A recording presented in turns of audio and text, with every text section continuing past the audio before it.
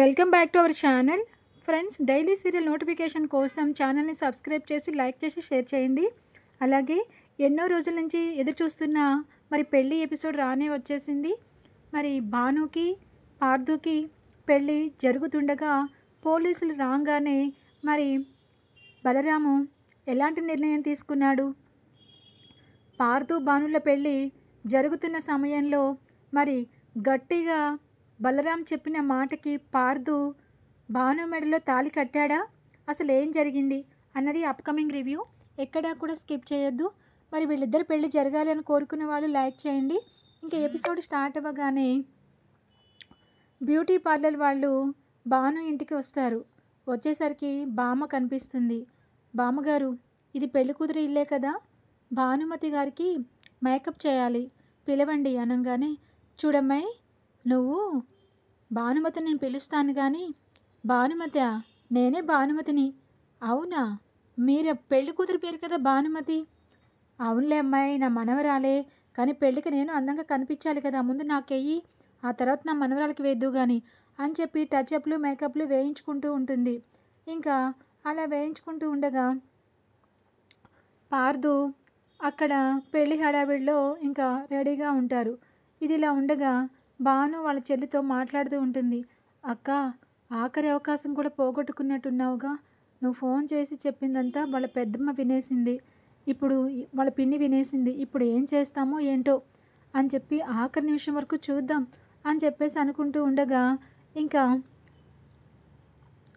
పెళ్ళికి అన్ని ఏర్పాట్లు చేస్తూ ఉండగా మేకప్ అయిపోయిన తర్వాత భానుని పిలుస్తుంది వాళ్ళ నానమ్మ.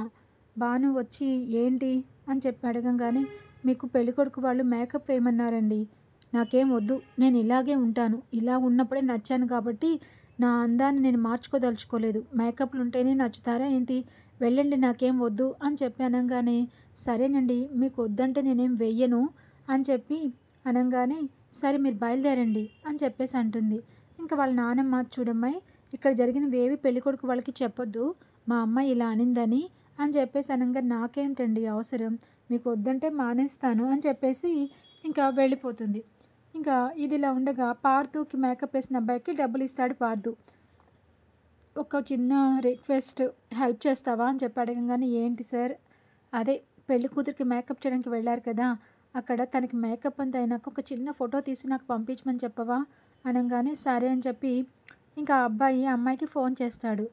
ఇంకా తను లిఫ్ట్ చేయగానే, అయిపోయిందా నీ మేకప్ వేయటం అనగానే, ఏంటి వేసేది, అసలు ఆ పెళ్లి కూతురు మాటలు చూస్తే ఎవరైనా షాక్ అవ్వాల్సిందే, నిజంగా తను పెళ్లి చేసుకునే టైప్గా అనిపించటం లేదు, ఎందుకంటే ఎప్పుడు బాజా భజంత్రీలు, ఎప్పుడు ఏం మెహందీ పెట్టుకుంటానా, ఎప్పుడు ఏ సంగీతంలో పార్టిసిపేషన్ చేస్తానా అన్నట్టుగా ఉంటారు కదా, ఆ అమ్మాయి అలా లేదు, అసలు ఆ అమ్మాయికి ఈ పెళ్ళంటే ఇష్టం లేదేమోనని నా అనుమానం అని చెప్పి అనగానే, అవునా అని చెప్పేసి ఇంకా షాక్ అయిపోతాడు మేకప్ మ్యాన్. ఇంకా పక్కనే స్పీకర్లో ఆన్ చేసి వింటూ ఉంటాడు సూరి, పార్థు. వాళ్ళు కూడా షాక్ అవుతారు.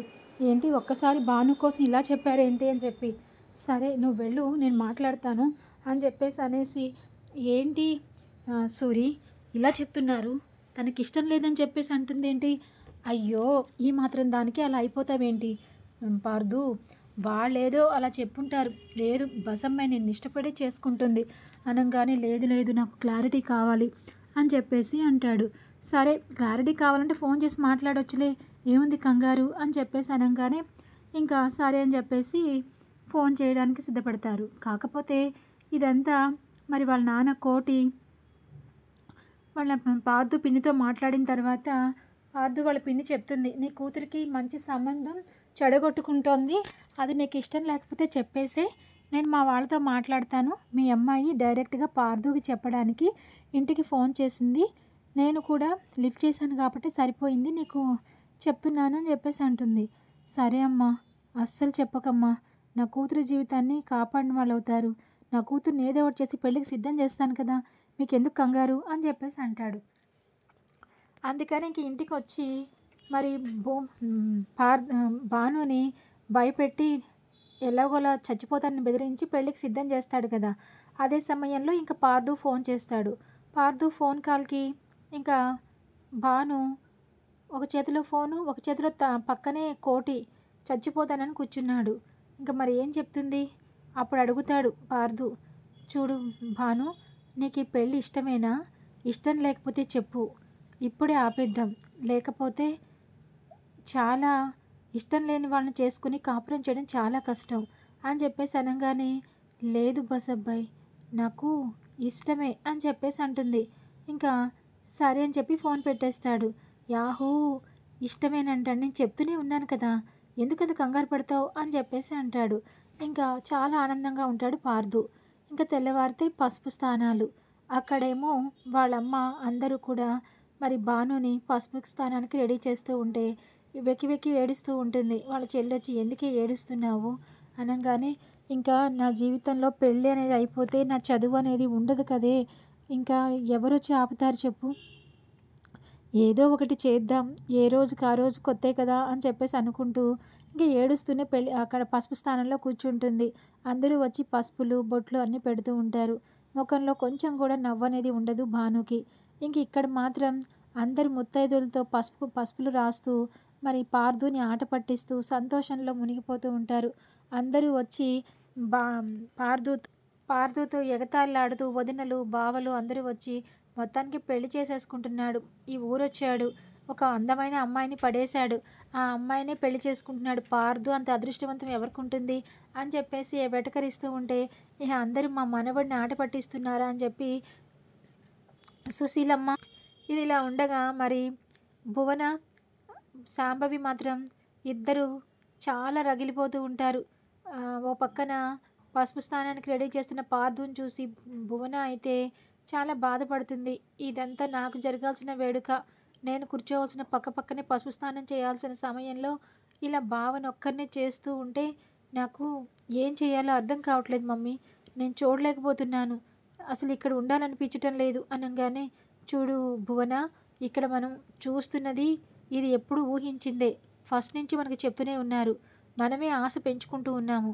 కానీ చూద్దాం, పెళ్ళి మూడు ముళ్ళు ఇంకా పడలేదు కదా, పడ్డాక కూడా మన ప్రయత్నాలు మనం చెయ్యొచ్చు అని చెప్పేసి అంటుంటే, ఏంటి మమ్మీ ఇంకా నాకు ఆశలు కల్పిస్తున్నావా అనగానే, చూద్దాం ఎక్కడి వరకు వెళ్తుందో అని చెప్పేసి అనగానే, సరే అని చెప్పేసి అనుకుంటూ ఇంకా అందరూ పెళ్లి పనుల్లో పిల్లలు పెద్దలు అందరూ పార్టిసిపేషన్ చేస్తూ ఉంటారు. ఊరందరికీ మరి సీతారాముల గుడిలోనే కదా పెళ్లి జరుగుతుంది, అందరినీ ఇన్వైట్ చేస్తాడు బలరాము. ఇంకా ఊరి మొత్తం తరలి వస్తుంది.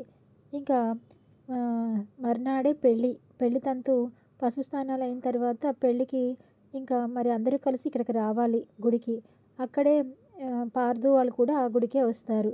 ఇంకా అది అయిపోయిన తర్వాత సూరి వచ్చి పార్థుని, ఏం పార్థు, నిజంగా పసుపులో ఎంత అందంగా ఉన్నావో తెలుసా, ఇంకా ఆ అమ్మాయి పరిస్థితి ఎలా ఉంటుందో ఊహించుకో అనగానే, అవును సూరి, నాకు తనని పసుపు డ్రెస్లో చూడాలని ఉంది, దొంగచాటుగా వెళ్ళి కలుద్దామా అంటే, అసలు పెళ్లి కొడుకు వాళ్ళు పసుపు బట్టలు వేసుకున్న తర్వాత ఎక్కడికి వెళ్ళకూడదు, ఊరి పొలిమరే దాటకూడదు పార్థు, ఎన్నో ఆచారాలు సాంప్రదాయాలు ఉంటాయి అని చెప్పేసి అనగానే, ఇంకా ఇవన్నీ కూడా పక్క నుంచి శారద వింటూ ఉంటుంది. మా పార్థుకి ఎప్పుడెప్పుడు భానుని చూద్దామని చెప్పి చూడాలనిపిస్తున్నట్టుంది, అందుకే 2 సార్లు బయలుదేరితే 2 సార్లు కూడా ఆగిపోతున్నాడు అని చెప్పేసి నవ్వుకుంటూ వెళ్తుంది. బలరాం, ఏంటి శారద నవ్వుతున్నావు అని చెప్పి అనగానే, ఏం లేదండి, మీ అబ్బాయికి చాలా యాంగ్జైటీగా ఉంది, భానుని ఎప్పుడు చూస్తానా అని, ఇంకెన్ని గంటలు పెళ్ళైపోతే వీడి భార్య అయిపోతుంది, ఇంకెప్పుడు ఇక్కడికి పంపించడు, అలా తప్పండి, పంపించరు అని అనకూడదు, ఎంతైనా ఆడపిల్లకి పుట్టింటి వాళ్ళ మమకారం ఉంటుంది, పెళ్ళైన తర్వాత అయినా ఎప్పటికప్పుడు తన ఆశలు కోరికలు తెలుసుకుని తీసుకురావాలి అంటే, నేను జోక్గా అన్నాను లేవోయ్, అసలు పంపించము అంటే పంపించకుండా ఎందుకుంటారు, ఇద్దరు జీప్లో బయలుదేరి చట్టాపట్టాలు వేసుకుని ఊరొచ్చి చూసుకుని వెళ్ళిపోతూ ఉంటారు, అప్పుడు వాళ్ళ అమ్మకు కూడా సంతోషమే కదా అని చెప్పేసి నవ్వుకుంటూ ఉండగా, ఇంకా సుశీలమ్మ, అరే బలరాం, మీరైతే పెద్దవాళ్ళు అయినాక రావడమే మానేశారు, మళ్ళీ పార్థు సంబంధం కోసమే ఈ ఊరొచ్చారు, ఇంకా పార్థుకి ఈ ఊరు అత్తారిల్లు అయిపోయింది కాబట్టి తరచూ వస్తూ పోతూ ఉండాలి మరి అని చెప్పేసి అంటూ ఉంటే, అలాగే పిన్ని అని చెప్పేసి అంటుంది. ఇంకా శక్తి ఆలోచిస్తూ ఉంటుంది, మొత్తానికి నేను ఈ పెళ్ళి జరగదేమో అని చెప్పి చాలా భయపడ్డాను, కానీ పెళ్ళి మాత్రం జరిగిపోతుంది, ఇంకా నాకే భయం లేదు, వీళ్ళ మీద పెత్తనం అంతా నాదే కాబట్టి ఎటువంటి డోకా ఉండదు అని చెప్పేసి అనుకుంటూ ఉంటుంది. ఇంకా పెళ్ళికి సర్వం సిద్ధమవుతుంది. పెళ్లి మందిట్లో మరి మన భానుని, పార్థుని కూర్చోబెడతారు. ఊరి జనాలందరూ వచ్చి సిద్ధంగా కూర్చుంటారు. ఈ లోపల పోలీస్ స్టేషన్‌కి ఒక ఫోన్ కాల్ వెళ్తుంది. ఆ పోలీస్ స్టేషన్ వాళ్ళు షాక్ అయిపోతారు. ఏంటి? రామాలయంలో పెళ్లి జరుగుతుందా? అయితే కానీ ఆ పెళ్ళికొడుకు, పెళ్ళికూతురికి ఇంకా 18 ఏళ్ళు నిండలేదండి. కానీ బలవంతంగా పెళ్లి చేస్తున్నారు. మీరొచ్చి ఆపేయాలి అని చెప్పేసి ఫోన్‌లో చెప్తూ ఉండగా, సరే మేమిప్పుడే వస్తున్నాం అని చెప్పి పోలీసులు అక్కడి నుంచి బయలుదేరతారు. ఇంకా గుడిలో గౌరీ పూజ, ఆ పూజ, ఈ పూజ జరుగుతూ ఉంటాయి కదా! ఇంక జరుగుతూ ఉంటే పక్కన బలరాం పెద్ద మనుషులందరి సమక్షంలో మాట్లాడుతూ, మొత్తానికి బలరామయ్య ఈ ఊరమ్మాయిని కోడలుగా తీసుకెళ్ళిపోతున్నావు కదా! మీ మీ లెగ్గే లెగ్గు అని చెప్పేసేసి ఇంకా పెళ్లి వాళ్ళ ముచ్చట్లు తెలిసిందే కదా! తలో మాట మాట్లాడుతూ ఉంటారు. ఇంకా లోపల చాలా భయపడిపోతూ ఉంటుంది మన భాను. ఈ పెళ్లి కట్టేస్తాడా? తాళి పెళ్ళైపోతుందా? నా చదువేమైపోవాలి? అది ఇది అని చెప్పేసి ఎన్నో రకాల ఆలోచన చేస్తూ ఉంటుంది. ఇంకా ముహూర్తపు సమయం రానే వచ్చింది. కానీ పెళ్ళి మాత్రం ఇంకా పంతులు గారు మంత్రాలు చదువుతూ ఉంటారు. ఈ లోపల పోలీసులు హడావిడి చేస్తూ మరి అక్కడి పోలీస్ స్టేషన్ నుంచి బయలుదేరతారు. త్వరగా పదరా, టైం అయిపోతుంది, తాళి కట్టే టైము అని చెప్పేసి అని వాళ్ళే అనుకుని పెళ్లి మండపం దగ్గరికి వచ్చేసరికి కారు ఆగుతుంది. ఇంకా వెంటనే పరుగులు పెట్టుకుంటూ వస్తారు పోలీసులు. ఏయ్ ఆపండి! ఎవరిక్కడ? ఎవరు ఈ పెళ్లి జరిపిస్తున్నారు? అనంగానే ఇంకా బలరాము నేనే జరిపిస్తున్నాను. ఏంటి మీకు సమస్య? అని చెప్పి అడుగుతాడు. సమస్య అంటారేంటి? పెళ్లి జరిగేటప్పుడు మీకు చెప్పాల్సిన అవసరం ఏముంది? అని చెప్పేసి పోలీసులతో వాగ్వివాదానికి దిగుతాడు బలరాము. చూడండి మీరు పెద్ద మనిషిలా ఉన్నారు అనంగానే సుశీలమ్మని ఇంకా వాళ్ళ విశ్వనాథాన్ని చూసి, తాతయ్య, బామ్మగారు మీకు నమస్కారాలు. మీరు కూడా ఏంటండి ఇలా చేపిస్తున్నారు అనంగానే, ఏమైందయ్యా? ఏం జరిగింది? అనంగానే, ఏం లేదు పెద్దమ్మ, ఈ పెళ్లి జరగడానికి వీల్లేదు. అయ్యో అదేంటి ఇరు కుటుంబాల సమక్షంలో ఇద్దరు మెచ్చుకునే కదా చేసుకుంటున్నారు అనంగానే, అవును కానీ ఈ అమ్మాయికి ఇంకా 18 ఏళ్ళు మైనారిటీ తీరలేదు, చట్టరీత్యా నేరం, అందుకని మేము అరెస్ట్ చేస్తున్నాం అనంగానే, ఈ పెళ్ళి ఆపండి అని చెప్పి అనంగానే బలరాము, అరే పార్దు, ఎవరు చెప్తారో ఎవరు చూస్తారో నేను చూస్తాను, మెడలో తాళి కట్టరా అని చెప్పి అనంగానే, అలాగే నాన్న అని చెప్పి తాళిబొట్టు తీసుకుని భాను మెడలో కట్టేస్తూ ఉంటాడు. ఇంకా పోలీసులు వీళ్ళంతా చూసి, అసలు ఇంత చెప్పిన తర్వాత కూడా వీళ్ళు మా మాట వినకుండా పెళ్లి జరిపిస్తారా అని చెప్పి బలరాంని అరెస్ట్ చేయాలని చెప్పేసి అనుకుని రమ్మని చెప్పేసి అంటారు. ఇంకా కోటి ఒకవైపున అందరు చుట్టాలు అందరూ వచ్చేస్తారు.